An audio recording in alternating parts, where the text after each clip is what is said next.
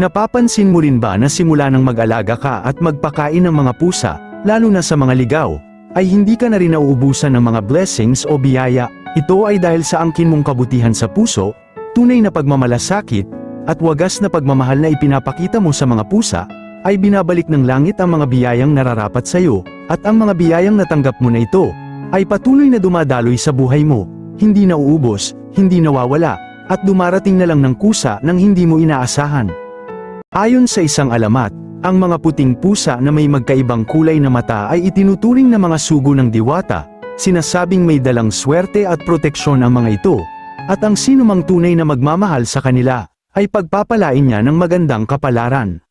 Ayon sa matatandang nag-aalaga ng pusa, na kapag ang pusa ay nanganak sa loob ng bahay mo, sinasabing ito ay magdadala ng swerte, kasaganahan, at magandang kapalaran. Ito ay dahil ang pagdating ng mga maliliit na pusa ay simbolo ng bagong simula at pagdami ng biyaya sa iyo at sa buong pamilya mo.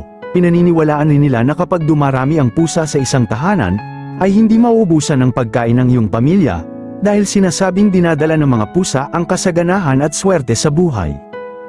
Alam nyo ba na chattering or chirping ang tawag sa kilos ng mga pusa kapag bumubuka ang kanilang bibig na parabang nanginginig at bahagyang pagkakagat-kagat habang nakatitig sila sa isang ibon o iba pang mga hayop o prey na target nila? Ang panggagaya naman ng mga pusa sa tunog ng mga prey nila habang nag-chirping ay tinatawag na predatory mimicry. Isa itong karaniwang ugali ng mga pusa kapag sila ay na-excite, nakararamdam ng frustration, o nasa hunting mode. Madalas mong marinig at makita ang gawain nila na ito kapag pinapanood na nila ang mga ibon mula sa iyong bintana, mga paru-paro, o kaya sa mga butiki na nakadikit sa iyong pader.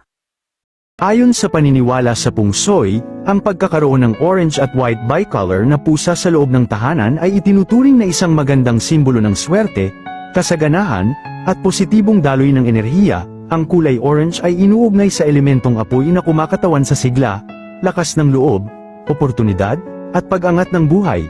Kaya sinasabing nakakaakit ito ng kaperahan at tagumpay sa mga taong nakapaligid sa kanya. Samantala, ang kulay puti ay simbolo ng kadalisayan, kalinisan, at proteksyon laban sa negatibong enerhiya, kaya nakatutulong ito upang panatilihing payapa at maayos ang kapaligiran ng bahay. Kapag ang dalawang kulay na ito ay nagsama sa isang pusa, pinaniniwalaan na nagkakaroon ng balanse ang enerhiya, pinagsasama ang kasiglahan at kapayapaan, aksyon at katahimikan, proteksyon at swerte sa tahanan pati na rin sa mga taong nag-aalaga nito.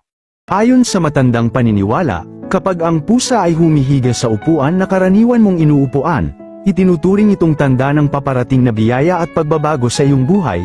Sinasabi na may kakayahan ng mga pusa na makaramdam ng positibong enerhiya at pagbabago sa kanilang kapaligiran, kaya ang upuan na kanilang pinipiling pahingahan ay nagiging espesyal na pwesto. Dahil dito pinaniniwalaan na kung may mahalagang gawain ka tulad ng mga proyekto, pakikipagkasundo sa negosyo, o pag-a-apply mo sa trabaho, mas mabuting doon ka umupo sa upuan na pinahingahan ng iyong pusa, sapagkat yun ang itinuturing na sentro ng swerte na magdadala sa iyo ng magandang kapalaran.